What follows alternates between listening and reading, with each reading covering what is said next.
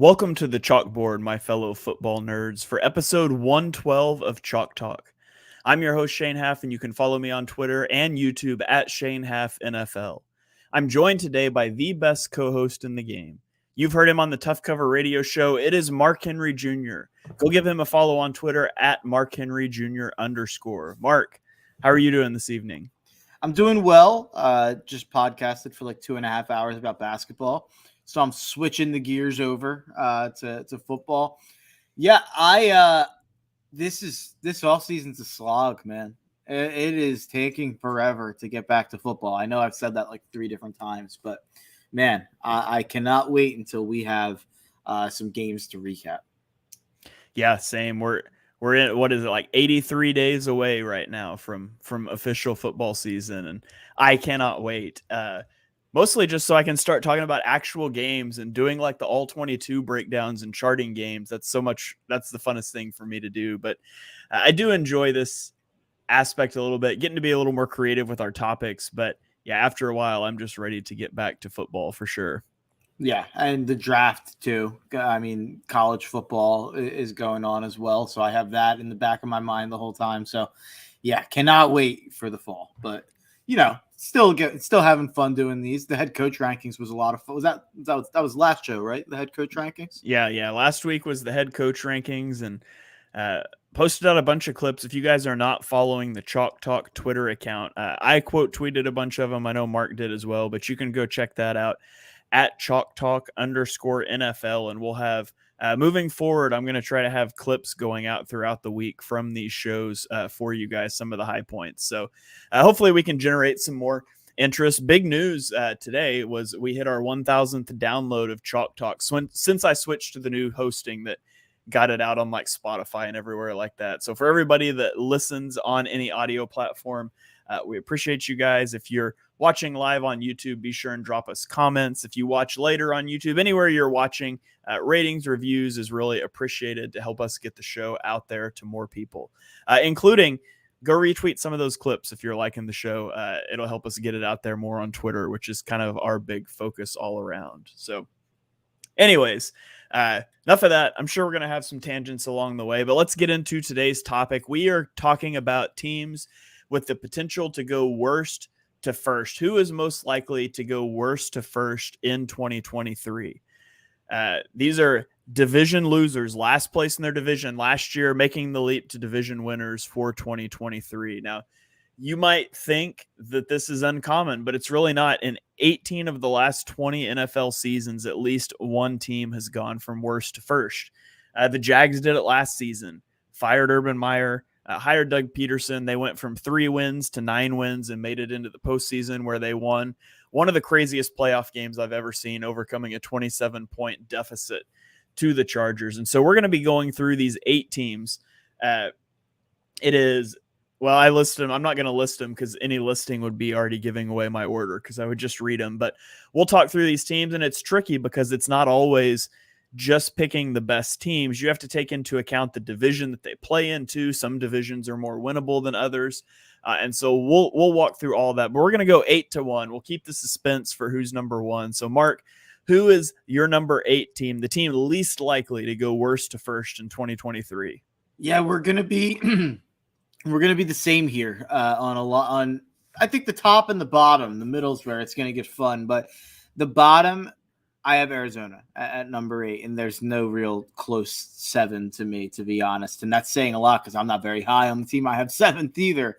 But Arizona, it's a mix of a lot of things. Obviously, Kyler's injury takes away, any ability for him to raise the floor of that team, which he's done each year in the NFL so far. And then on top of that, you just hired the village idiot of the NFL and Jonathan Gannon, in the way that he's acting. You have to take that into consideration. But the roster's terrible. I mean, this is a bad roster with one of the worst QB situations in football, with probably the guy that I'd hire last among the head coaches to be my head coach of a football team in Jonathan Gannon.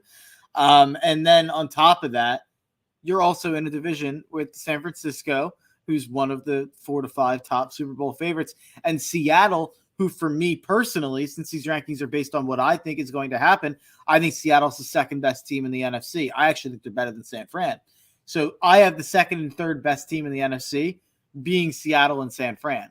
So it's not like you can go 9-8 and in some capacity win this division like we're going to talk about with some other divisions.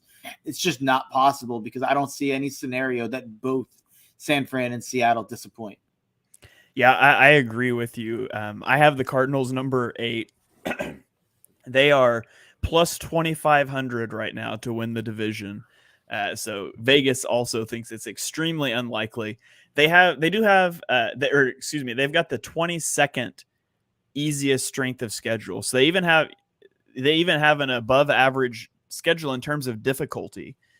And they were awful last year. They were 30th on an offensive DVOA. They were 24th in defensive DVOA, and they're not going to have Kyler Murray. Like, he's likely to miss the first month or two of the season. And when he comes back, who's he going to be throwing to?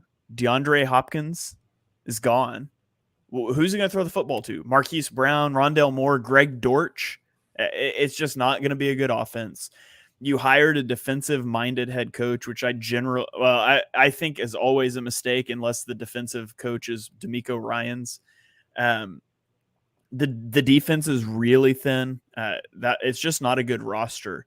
The Cardinals have not won the division since 2015, and I don't think that's likely to change in 2023. I don't think it's likely to change in 2024. I think they're in for a bit of a rough time, and even in the draft, they traded back to accumulate more picks, which signaled that they don't view themselves as contenders either, and rightly so, they're not. They share a division, like you said, with the 49ers and the Seahawks, who are two top teams in the NFC.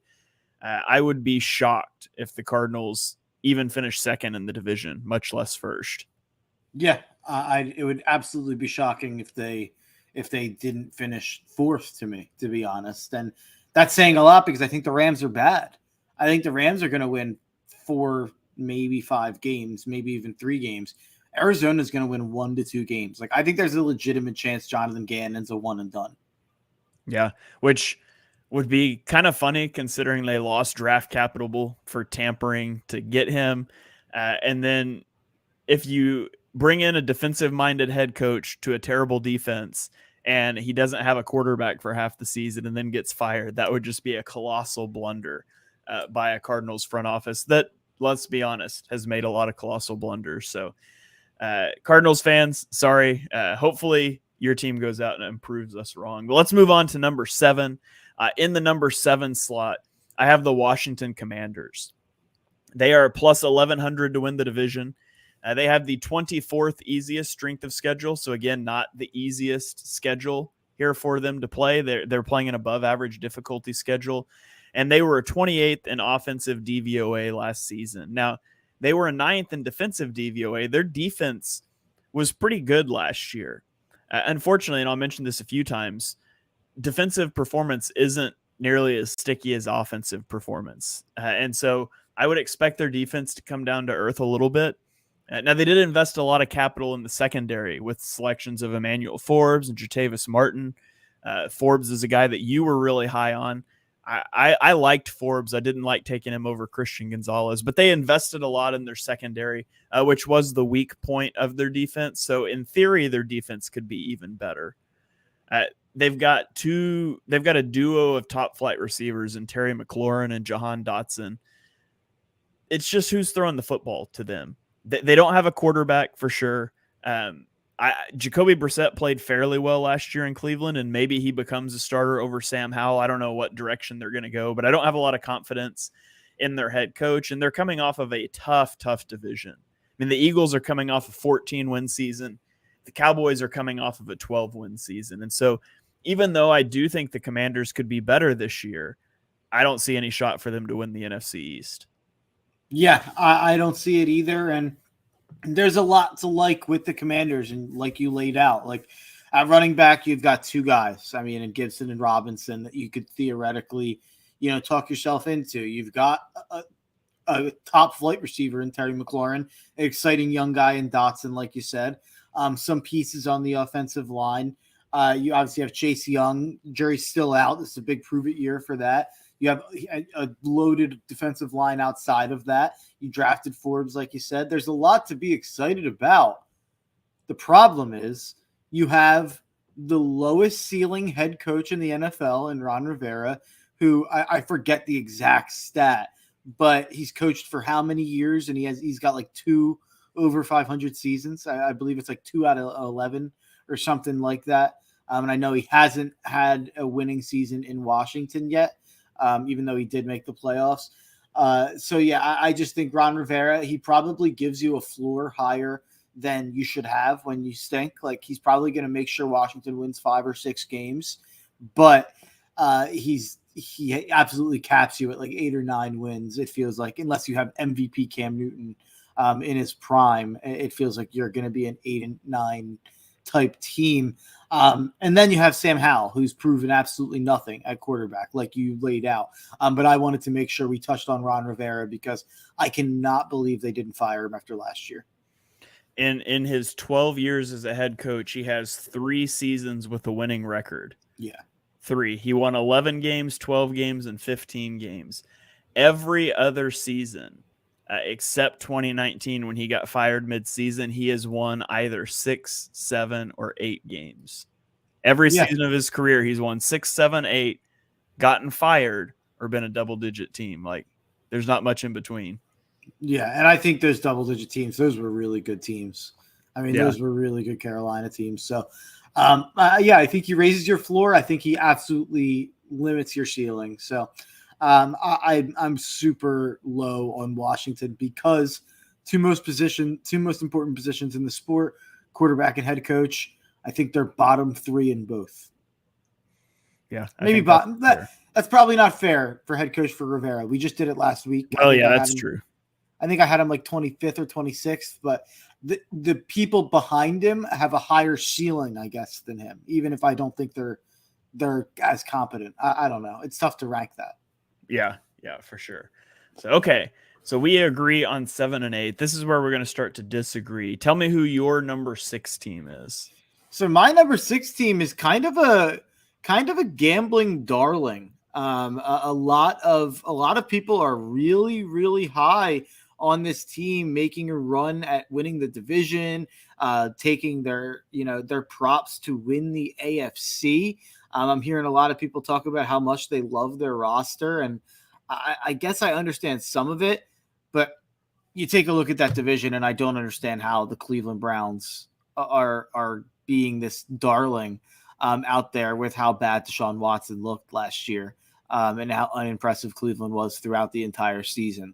I think that division is going to have 3 playoff teams, and I don't think any of them are going to be Cleveland.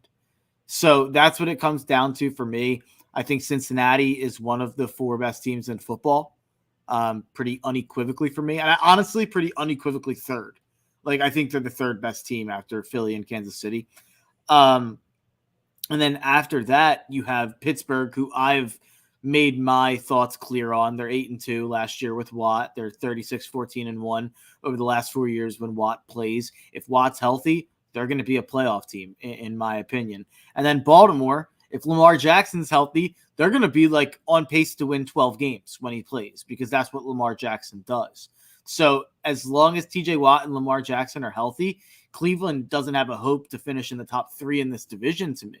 That's how high I am on the other teams. I mean, Cincinnati, you can write them in pen into the playoffs. I truly think Joe Burrow is going to be one of those Brady, Peyton, McNabb even. McNabb's not as long of an era to point to, but guys where you can just assume they're going to be in the playoffs because they're just going to win 11 games. You can write it in pen. They will be there. You can wait until the end of the season.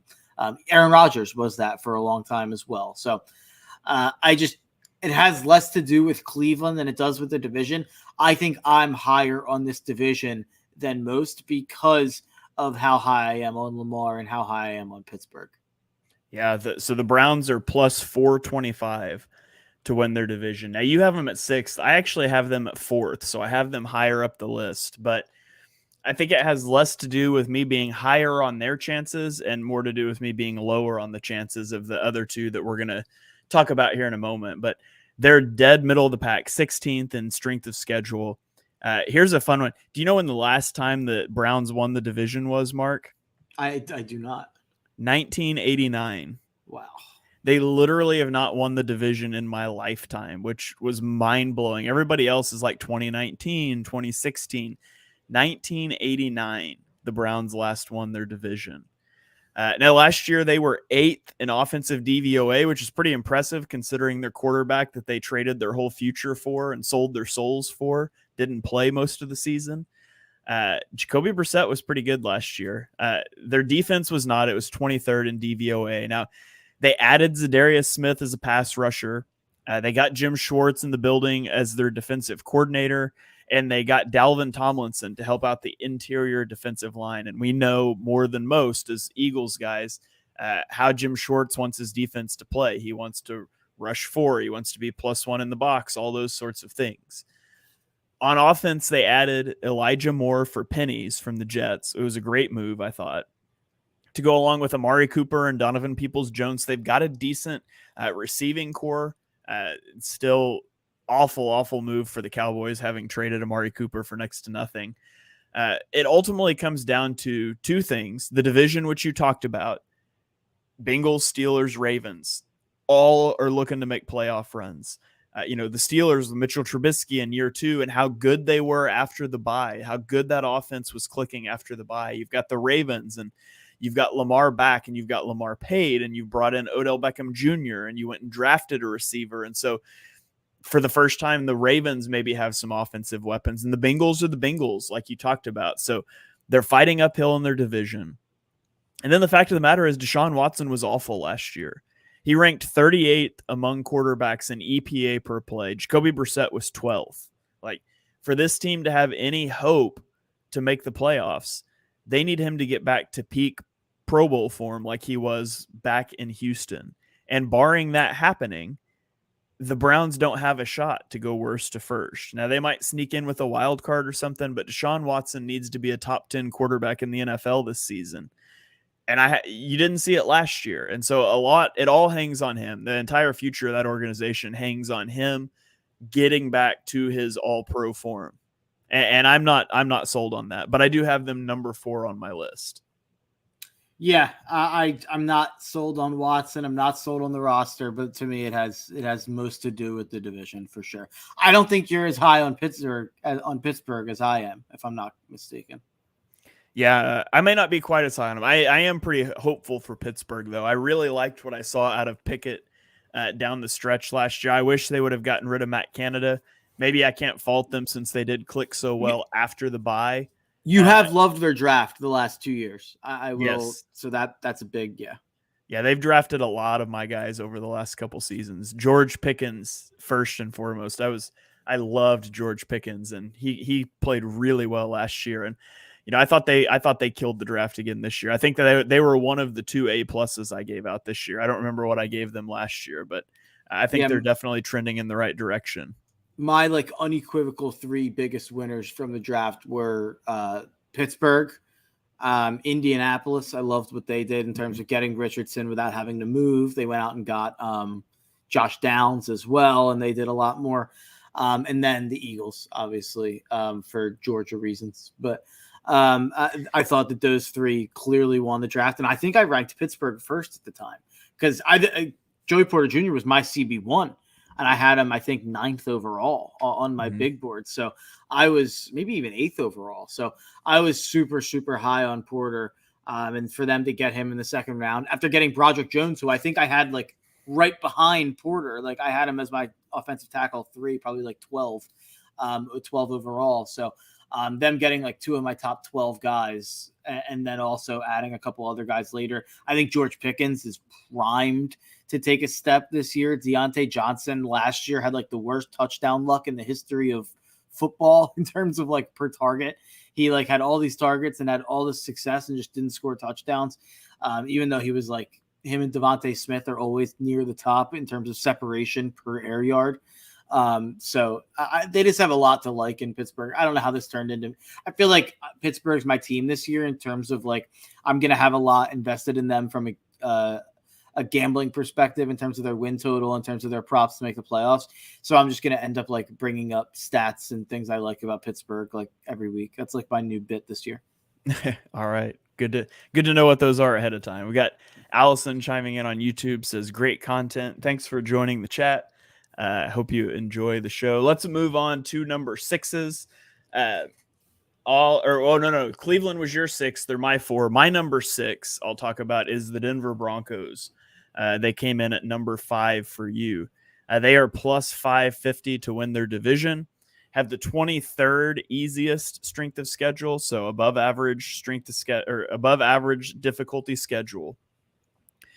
They have not won the division since 2015 when they won the Super Bowl. I was going to say with Peyton Manning, but it's more accurate to say they won the Super Bowl in spite of Peyton Manning in 2015. They did it for him. They did it for him. There you go. Win one for the Gipper. Last year, they were 29th in offensive DVOA with the train wreck that was their head coach. Why am I totally blanking on his name? Nathaniel Hackett. Yeah, very forgettable head coach. And Russell Wilson.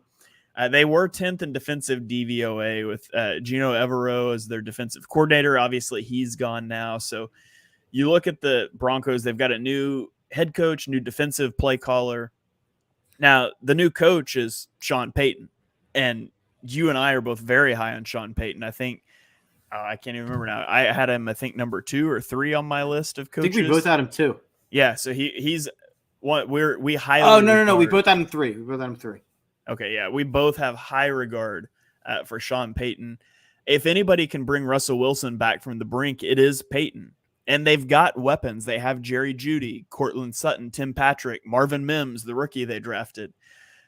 Sean Payton, you got to love him. Already compared Greg Dulcich to Taysom Hill. So they've got their Taysom Hill. That's got to be what did it for Sean Payton. He was sitting in a broadcasting booth watching Broncos games, and he was like, you know what? That Dulcich guy, I see some Taysom Hill in him. I'm coming out of retirement. Let's go. They got running back. They got Javonte Williams and Samaje Perine. So, they have the weapons on offense if they can get Russell Wilson back. It all comes down to him, and he was 31st in EPA per play last year. So if anybody can resurrect him, it is Sean Payton. Just unfortunately, the Chiefs are still in their division. And as long as the Chiefs are in your division, I don't think it's possible for you to win the division, Patrick Mahomes' injury aside. So I think the Broncos have a chance to be a lot better this year and maybe even get second in their division, but they're not going to pass the Chiefs. I just don't see it happening. Yeah, you touched on pretty much everything there. I will say there's always a team that I kind of spend the whole offseason talking myself in on. Right now, that's the Broncos. I'm sort of talking myself in slowly. I'm a huge Sean Payton guy, as you said. So I've already kind of accepted, there's no way this team wins less than 8 games. Feels like that's a floor to me, 7-8 wins, just because of how good Peyton is. And they won a good amount of games last year with the worst situation ever. So I think, it just comes down to what Russell Wilson is. And that's really what it's going to be. And I think Sean Payton can only do so much. The only thing I'll say, and I'll use this time to prop up I always have probably 1 to 3 my guys in fantasy football every year. And obviously I have that in the NFL draft as well. My number 1 guy across all positions this year in fantasy football in terms of his value is Jerry Jeudy. I'm all in on Jerry Jeudy. I want all the Jerry Jeudy stock. Last year, he had 67 catches for 972 yards and 6 touchdowns, 14.5 yards per catch, a lot of air yards per catch. And that was only in 14 games. So he missed 3 games and he still came close to 1,000 yards on not that many targets. So I think he's going to be used more heavily. I don't see any way he's worse this year. Russell Wilson, we're assuming, will be better. The offense, we're assuming, will be more efficient. So I'm really, really high on Jerry Jeudy. I feel like Jeudy gets talked about a little bit like a bust almost. And I get, because his first 2 years were disappointing, especially from a statistics standpoint. But I feel like people don't realize how good Jeudy was last year because of how much of a train wreck Denver was offensively outside of him. Yeah, I mean, I don't think it's I don't think it's fair at all to consider him a bust. Like, you look at his rookie season, he had 856 yards, and who was Denver's quarterback in 2020? It was Simeon. Drew Lock. Yeah. Drew Lock started 13 games for them. Drew Lock's a joke of a quarterback. And then, I mean, obviously last year was a bad, or 2 years ago was a bad year. He only had 467 yards. He only started 5 games. He played in 10. So he wasn't starting, but that was Teddy Bridgewater. That was Drew Lock again. I think that was the year they had a receiver quarterback one game because all their quarterbacks were hurt. And so, I mean, like, I think Something Judy's hidden. I think Judy's a good player, and you haven't gotten the production out of him that you wanted, but he hasn't had quarterbacks ever. And I don't know that changes this year, but he at least has an offensive guy, a mastermind of a head coach. And so I think Judy should easily top 1,000 yards this year and kind of get back on track. He had 67, 972, and 6 touchdowns last year in 14 games. I'm going to go out on a limb and say if he plays 17 games, this is a guy who I think has like 80 catches, 1,200 yards, and 8 touchdowns. Maybe even better than that. But that's truly what my projection is going to be for him this year. I am all in on Judy. Another guy who I'm actually really in on, speaking of fantasy, is Samaje Perine. They gave legitimate money to Samaje Perine. Like, it wasn't like a throwaway 1-year deal. Like, I'm pretty sure it's like 2 or 3 years that they gave to Perine. And Sean Payton has talked him up big time, which has driven the Javonte Williams fantasy stock into the toilet. But I actually have always kind of liked Perine. Like, I think he's a pretty competent running back, and Sean Payton's talking him up big time. He's the guy that, like, Sean Payton inherited Javonte Williams. He chose Samaje Perine. You know what I mean? So I kind of feel like, I don't know what I'm even talking about at this point, but I think Perine is going to end up being like the lead back there. And he's going to be the guy who gets a lot of receptions, and he's going to be the guy who's there for blocking. Like, I have a feeling Perine could have a surprisingly big year for Denver. Since you're talking about Samaje Perine, I am contractually obligated to mention that he attended the University of Oklahoma. So, wow, he did. So did his brother go to Florida? Am I wrong about that? I'm not sure on that. Yeah, I don't know. So because I assumed he went to Florida. I had him as a Florida Gator in my head, not an Oklahoma Sooner. All right, yeah, there you go. I'm high on Perine.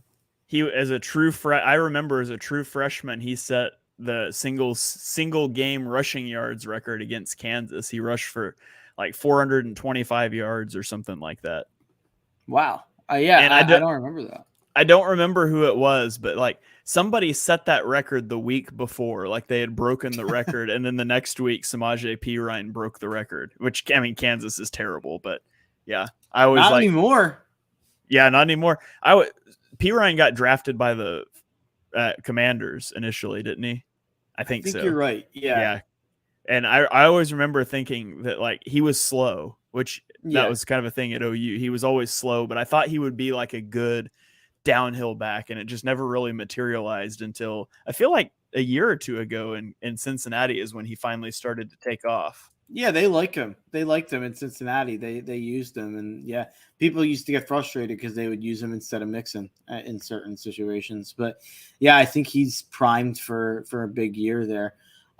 Denver. The weird thing about Denver, and this is what's holding me back from going in on Denver, and it's funny that we're spending so much time on Denver here, but the thing that's holding me back from going in on them, you go look at the defensive depth chart, and you're not wowed. Like, I'm not impressed. I'm not walking away like, oh, wow, this is really impressive. I think I'm walking away more than anything. And we talked about this last week, I believe, but I'm walking away more than anything being like, oh, wow, Ejiro Evero is an amazing defensive coordinator, and he did an incredible job last year because the Broncos were really good on defense last year. Mm-hmm. And I don't think their depth chart was nearly as good as I thought it was. And then you go and look at it. They obviously have some big pieces like a Patrick Surtain and some other guys like that.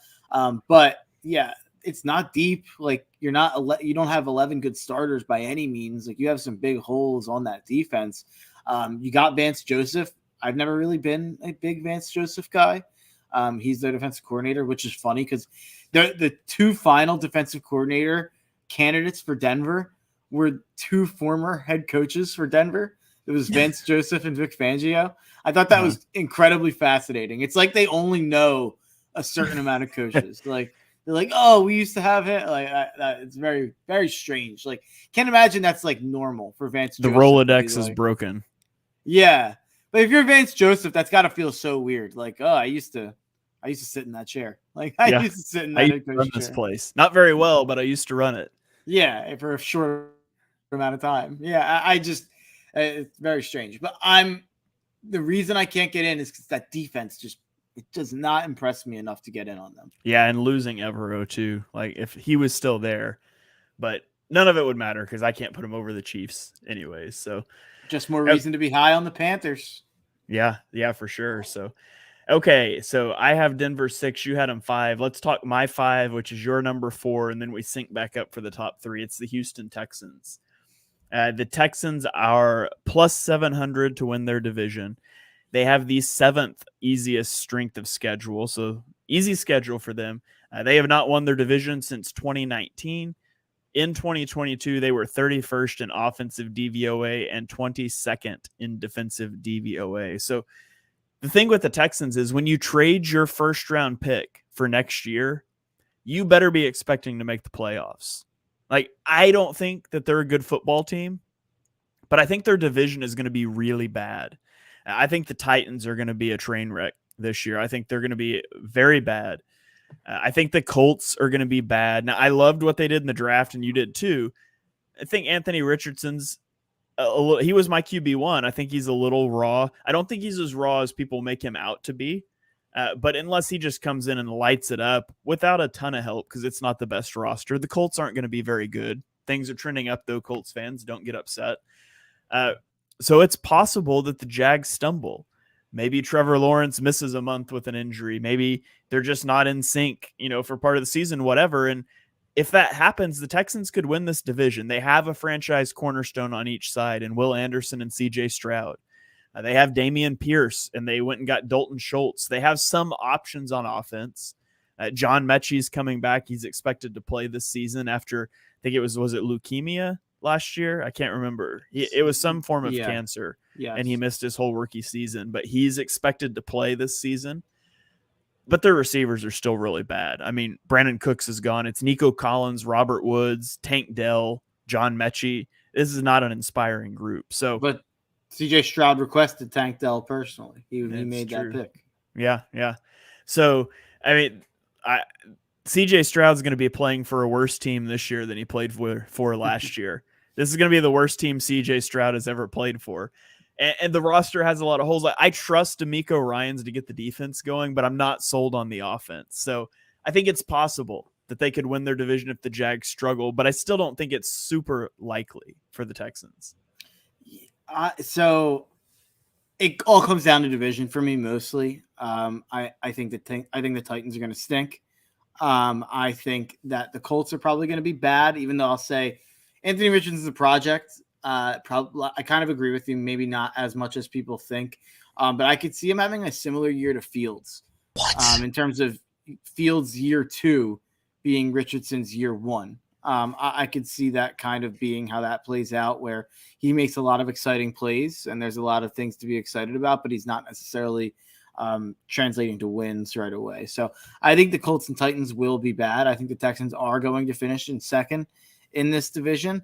And the Jags are more vulnerable than a team like the Bengals or a team like I'm trying to think of another division, the 49ers. Like, I think that there's more ways that the Jags kind of house of cards could fall. If you have a couple injuries here or there, obviously a Trevor Lawrence injury, and I'm picking the Texans to win the division if that's the case. So, but here, if we're removing logic and we're removing, which is not something we try to do often on this podcast. Remove logic, but we'll go with it. I'm pitching a scenario because, like you said, it doesn't sound likely for a team to go to worst to first. I don't think there's ever a time, or maybe like last year with Jacksonville wasn't that shocking. So it's a bad time for me to say this, but most of the time you look back on the worst to first thing and you're like, oh, I wouldn't have picked that. Like, there's no way I would have picked that. Just think like the stories, like think about like watching ESPN NFL Live, and it's like week 16, and the Texans are like 9-7, and D'Amico Ryans is getting all the profiles done about what an amazing job he did, and Houston finally bought in and actually invested in a head coach that they believe in, and they went and got their quarterback, and he looks like their quarterback of the future, and Will Anderson's doing all this stuff. Derek Stingley playing a lot better after last year. Jalen Petre's like a really, really good player. I feel like I could close my eyes and envision a world where the Texans are the surprise of the NFL this year. Like, I think going and getting 2 of the top 5 players from the draft this year, I think that's one way to infuse a lot of talent right into your roster. And you go and get a coach in D'Amico Ryans, where I don't think I'm as sold on D'Amico as you are as a coach. But what I'll say is going from Lovie Smith to D'Amico Ryans is a pretty massive jump, in my opinion. And I'm not even that high on Ryans yet. So I think there's a lot to be said. And it feels like I'd love to go through those worst to firsts and figure out how many are a rookie head coach. Because I feel like that is how it usually plays out. It's like the young hotshot rookie head coach who becomes a sensation, and everyone wants to find the new blank. And that could be D'Amico Ryans 100%. I could definitely envision that. But even taking it out of that, the guys I just mentioned, they have 3 blue chip guys on defense in Will Anderson, Derek Stingley, and Jalen Petre. Derek Stingley was bad last year, but he's still Derek Stingley. Like, I think you're still expecting him to be a really good player. He was as blue chip a prospect as blue chip gets in terms of he went obviously 3rd. You go 4th, 3rd. I think it was 4th. Was it 3rd? I think he went 3rd to Houston. Yeah, because he went above Sauce, I think. Oh yeah, that is right. That's right. Yeah, I think he went above Sauce. So he went 3rd. His freshman year was historic at LSU. He was a huge high school prospect. Like, Stingley, I'd be surprised if he doesn't bounce back. Yeah, Stingley went 3, Sauce went 4. Yeah. That is a pick the Texans would like to have back. Yeah, and I not to toot my own horn, but I killed him in live time during the draft for that. What? That's funny. I wasn't ready for that. I got that loaded in here. It's ready to go all season long. Yeah. Let's be honest. The Jags also really regret taking Travon Walker, and the Lions really regret taking Aiden Hutchinson over Sauce Gardner too. Ooh. So, okay, let's roll on to number 3. Oh, you're muted there. What were you saying? I can't hear you. Hold on. Is this on my end? No, I don't think so. You're not muted now, but I don't hear you when you're talking. We're good. We're good now. Okay. Yeah. Okay. Sorry. What were you saying? At least Hutchinson had some moments. Like, Walker stunk and Stingley stunk, but at least Hutchinson had some moments. But yeah, Sauce, I mean, he's on another planet. Like, he's the best rookie we've seen in my lifetime. That's probably fair. He's like the best player at his position, and it feels like there's not even like an argument about it. I can't remember that in my life. Like, I was trying to think back. Like, RG3's rookie year was incredible. Yeah. But I mean, he wasn't like the best quarterback in the league, but yeah, that'd be an interesting thing to think through. But yeah, he was incredible last season. Justin Jefferson? Yeah, that's true. We don't like to talk about him though. Yeah, I guess. By the way, random take here. Random take. I guess this could transfer to our number 3 conversation. Nice little segue. Because I want to talk about the NFC North, and we both have a team in the NFC North 3rd. Justin Jefferson might end up being the best wide receiver of all time. Like, statistically, like, he's kind of on pace to do that. I didn't really realize it until I was. Imagine if he ever gets to play with a good quarterback. Yeah, it's shocking how good. I mean, it's just shocking. He's gonna end up being the greatest receiver of all time. All right, well, let's get into it. At number 3, we both have the Chicago Bears, who are plus 400 to win the NFC North. They have the 6th easiest schedule this season. Have not won the division since 2018. Last season, they were 25th in offensive DVOA, 32nd in defensive DVOA. Now, they've made a lot of moves. They added DJ Moore to the fold on offense. They also added rookie Tyler Scott, which gives them it's a respectable receiving core with DJ Moore, Darnell Mooney, Chase Claypool, Equanimous St. Brown, and Tyler Scott. They got Darnell Wright, who we both had a first-round grade on. Now, he obviously fell really far, but they got him to help on the offensive line. The defense added TJ Edwards in the middle of the defense. And while he's not a flashy player, he's a really reliable linebacker over the middle of the field. They've got a lot of young pieces and Kyler Gordon and Jaquan Brisker that could look to take the next step. The biggest thing for me, though, is that their division just isn't good. The Vikings were the flukiest 13-win team I've ever seen. The Packers lost Aaron Rodgers. The Lions came on strong at the end of the season, but it remains to be seen if they can sustain that over an entire season. And Justin Fields is just complete magic. I made a video the last week that I put out talking about like a bunch of the different analytics terms and things and what they mean and like how they're calculated and where you can find them or whatever. And I was talking about wins above replacement and how that's calculated. And I pulled up the rushing wins above replacement, and Justin Fields led the NFL in wins above replacement as a runner last season. And I did not expect to see a quarterback up there that high. And it was like, his was like 1.7, and I think second place was like under 1. Like, it was huge. So he's ridiculous if he can add any element of passing to his game. And hopefully DJ Moore enables that. Hopefully Darnell Wright helps with the protection. The Bears could be a really good football team this year. They played a lot of teams tough last year, including the Eagles, and just, as we talked about last week, just seemed to came up small in the fourth quarter. And maybe it's by design, conspiracy theory. Matt Eberflus was a genius tanking to the number 1 pick. But I think the Bears have a legitimate shot to win that division. Yeah, it all comes down to the coaching for me, actually. Like, it comes down to what you can scheme up for Fields, and it comes down to, was Matt Eberflus a super genius last year in an ambitious tanking effort to look good every week while losing a close game in the fourth quarter? Or does Matt Eberflus, as I like to say on the Tough Cover radio show, have donkey brains? He might have donkey brains. He might be a bad coach. And Luke Getsy, it's hard. So the optimistic side of me would like to say Luke Getsy, the offensive coordinator, figured out how to make Justin Fields work. And he figured out, oh, this is how you use his weapons in terms of his legs. But if you go back and watch like the first 4 to 6 games and see how they were scheming up Justin Fields, it's like that man should probably never work in football again. So the fact that he like figured it out, like, that's fine and all, but man, you shouldn't even have gotten a chance to figure it out because it was so bad early on. I have Chicago coming in third. I have them going 7-10. But I'm not that high on Minnesota or Detroit. That's why they're up this high. I'm not very high on this division as a whole. I think each team has like at least a 15% chance to win the division. So it's going to be a crapshoot. I could see this division being won by a team with 10 wins.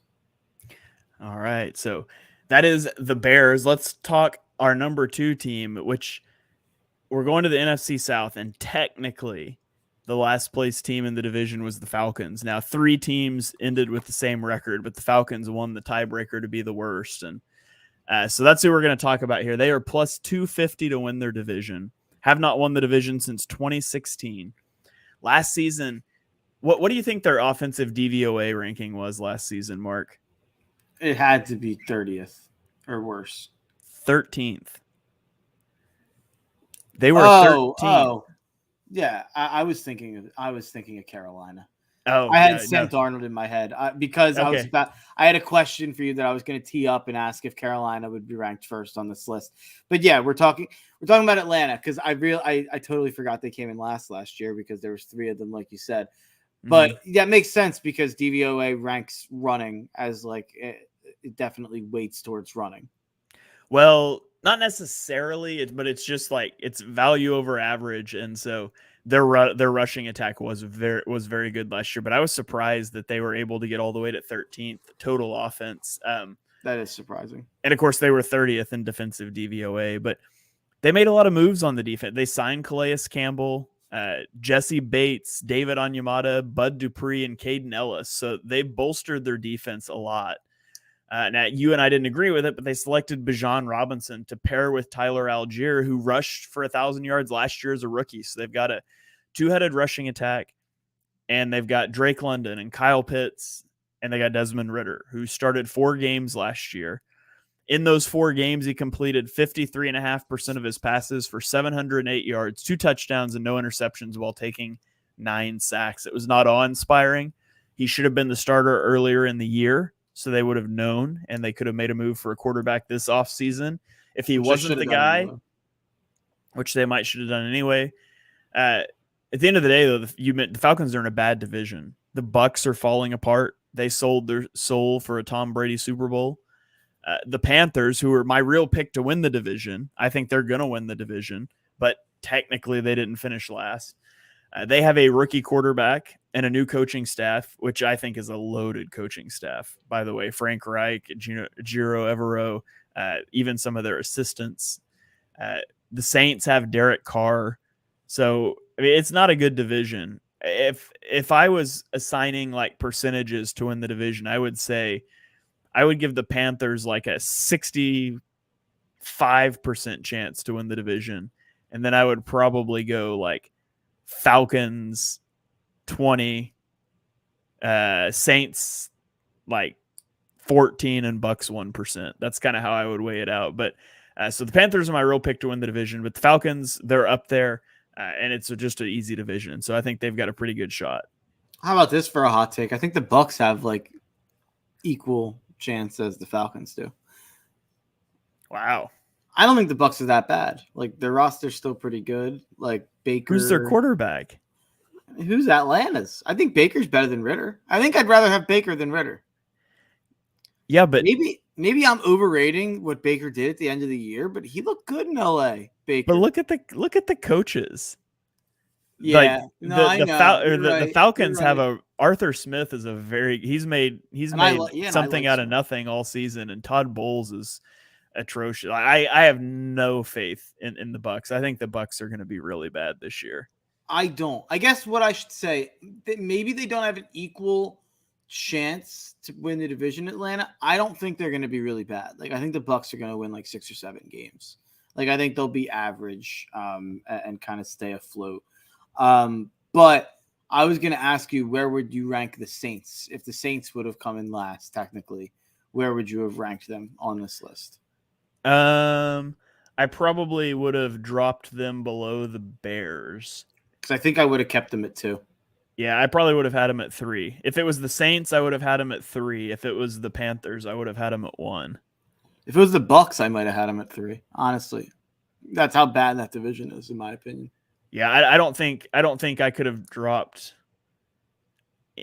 Yeah, I don't think I could have dropped. No matter who we were talking about, I don't know if I could have dropped them lower than 3rd. Yeah, and the Panthers would be 1 because I have them winning that division like you do. Yeah. Okay, well, that takes us to the AFC East, where the New York Jets finished last year. We both have them as the most likely team to go worst to first. They are plus 280 to win the division. They do have a really difficult schedule. They rank 26th in terms of the easiness of their schedule. They have not won my notes, I put they haven't won the division since 2022, but that's not correct. I am assuming that was probably 2012, but I'll double check that here in a moment while Mark talks. They were 5th in defensive DVOA last year, but 26th in offensive DVOA. They were 32nd in offensive success rate. Now, a lot of that comes from Zach Wilson, Mike White, Joe Flacco, Chris Streveler, all starters last year. They get Aaron Rodgers now. And literally the worst season of Aaron Rodgers' career would be the best quarterback the Jets have had in a decade. They get Breece Hall back from injury. You would expect the offense to take a big leap forward. And we said last year they were like an average quarterback away from being a playoff team, like a legit like team threatening to make a playoff run, as good as that defense was. Now, defensive performance is not traditionally sticky year to year, so we'll have to see if their defense can still be that good. They were unable to address the offensive line the way that they wanted to in the draft, and so there's things that didn't break their way this offseason. But at the end of the day, the most important thing is they got their quarterback. They're getting Breece Hall back from injury. Like, Jets fans should be really excited about this team because the offense is fixed. If the defense can just like take a small step back, this should be a really good football team. Unfortunately, they still have Buffalo in their division they're going to have to contend with. But I think they've got a good shot to go toe-to-toe with the Bills and potentially win that division. And not to mention Miami, who I think Miami's going to be right in the mix again this year as well. And also not to mention New England, who maybe won't be in the mix. I think they probably will. I think New England won't ever win less than 8 games, which means they'll be around the mix.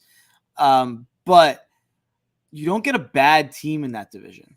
Like, New England's not going to be a free 2 wins. Like, you don't have Arizona or, whoever you want to say, Tennessee, Houston, whoever you want to say as a seller team that could potentially win 3 or 4 games. So I have the Jets 1 here, and it's because I think the Jets are so by far the best roster out of these 8 teams that it's hard for me not to put them 1. But Buffalo is so good that, man, it's going to take a lot from Rodgers to win that division. But the team's really good. The Jets have a really good roster. They're loaded everywhere. Like, they had an injury and they immediately went and got Adrian Amos to replace Chuck Clark. Like, it just feels like they're playing with Monopoly money. I don't know how they're doing everything that they're doing, but they've brought in so many free agents this year. Lazard, a couple other pass catchers to help out Rodgers. They brought in Amos, like I said. They brought in a couple guys on defense. I mean, the roster's really, really good. I have them in as a wild card. I don't have them winning the division, but I think you have to rank them first. Yeah, it is 2002, not 2022 was the last time that they won the division. So it's been a long time for the Jets. Not as long as it's been for the Browns, though. 1989. So wow, Chad Pennington never won a division with the Jets. Yeah. That makes me sad. So here it is, our worst to first rankings. We are unanimous 1 through 3 with the Jets number 1, the Falcons number 2, the Bears number 3. Then I go 4, 5, 6. I go Cleveland, Houston, Denver. Mark goes Houston, Denver, Cleveland. And then at 7, we are unanimous on Washington, and 8, unanimous on Arizona. Mark, I've got the odds listed out here for each of these teams. I mentioned them earlier, but I'll say them again. I want you to tell me which of these teams is the best bet to go bet to win their division. The Jets at plus 280, Falcons at plus 250, the Bears at plus 400, Houston at plus 700, Denver at plus 550, Cleveland at plus 425, Washington at plus 1100, or Arizona at plus 2500. Where would you put your money if you were betting on one of these teams to win their division? It's between Chicago or Houston for me. If I was going to bet on the Jets to make the playoffs, I would just I gave away that. I buried the lead there. I would bet on them to make the playoffs because you can still get that at plus money, and I think there's a really good chance that they're in the wild card instead of the division. So I'd rather bet like plus 120 to make the playoffs instead of plus 280 to win the division. Atlanta, there's just not enough juice to squeeze there on plus 250. Like, there's not a lot of value in that, in my opinion. It seems like it's properly priced. And then you get to Chicago. It's going to just come down to how much you believe in the coaching and how little you believe in Minnesota. Like, it seems like there are a group of people who think Minnesota is entering a full rebuild. I'm not of that mindset. Like, I think they'll still be pretty good. I think Brian Flores is going to help them out a lot on the defensive side of things. So even if they have a little bit worse roster defensively, I think Flores will be a big improvement there. And it's O'Connell in his second year. He should get better too. So I'm going to say Houston. I'm going to say Houston plus 700 just because I'm so low on Indy and I'm so low on Tennessee as a roster. At this point, you're just taking Houston and saying, well, maybe something goes wrong with Jacksonville, or maybe last year was a fluke. Maybe the defense is terrible. Who knows? So I think Houston would be the one I'd look at. Yeah, Houston's exactly where my mind went as well. I was going to say Houston just because I feel like there's one team in the way for Houston and there's more teams in the way for everybody else. Mm-hmm. So, all right. Well, that is going to about wrap it up. That is our worst to first rankings. I hope you guys enjoyed the show, talking about some of the teams that were near the bottom of the NFL last year. So if one of those are your teams, you can now say we've talked about them quite a lot, unless you're Cleveland and we spent the whole time talking about the Steelers instead. But I've got a Steelers friend, buddy, that's going to really enjoy that we spent so much time talking about them. It'll be every week. Yeah, every week this season. It's the year of the Steelers. All right, well, that is going to about wrap it up. Mark, before we get out of here, do you have any final thoughts, anything you want to plug? The floor is yours. I'll be doing streams on Trilbro Dude's Playback, so go follow me at Mark Henry Jr. _ follow at Trilbro Dude on Twitter. Huge Sixers Twitter guy. He does awesome stuff, and he really gets into this part of the NBA season, which is the off season with the trades and the draft. The draft being on Thursday, so he's going live every night between 7 and 9 until the draft this week on Thursday. So I'll be hopping on there as often as possible. We did 2.5 hours today that he'll be putting on his Patreon. So go and check that out. He does great stuff, and then he lets me on sometimes. So go and check that out. All right. For me, you can go check out on my YouTube. Like I mentioned earlier, I put out that video about the analytic terms, DVOA, which we referenced a lot on this podcast, EPA, success rate, relative athletic scores, completion percentage over expectation, pass block win rate, run stop win rate, yards after the catch over expectation, wins above replacement, adjusted games lost, all this stuff. Made a video. It's 32 minutes long on YouTube. It's got chapters, so you can watch a little section at a time if you want to. I take each of those terms and explain what it means, how it's calculated, what you should use it, like what it means to you for your team. And then I walk through, like, show you the websites where you can go find this stuff for free and you can look at it yourself. And also in the link of that video, there's a link to a cheat sheet that direct links you to where you can find all that data and stuff for yourself. So go check that out. It is also the pinned tweet on my Twitter at ShaneHalfNFL. So at ShaneHalfNFL on both YouTube and Twitter. If you're watching this podcast online, do us a favor and go download it too on a podcasting platform. It helps us get the podcast out there with all their algorithms and things. And so we really appreciate that.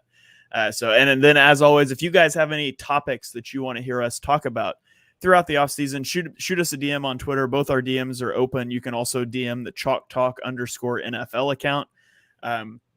We're always looking for topics throughout the offseason. So we'll be back next week. I think we're going to do potentially QB rankings, or we might save that. But we're going to do another episode next week. So be sure you check out the shorts that'll go out on Twitter all throughout this week. So thank you guys for joining us for episode 112 of Chalk Talk. If you enjoy what you heard on the show, and we know that you do, be sure you smash that subscribe button, turn on notifications so you don't miss the next episode. Drop us a 5-star rating and review wherever you get your podcasts.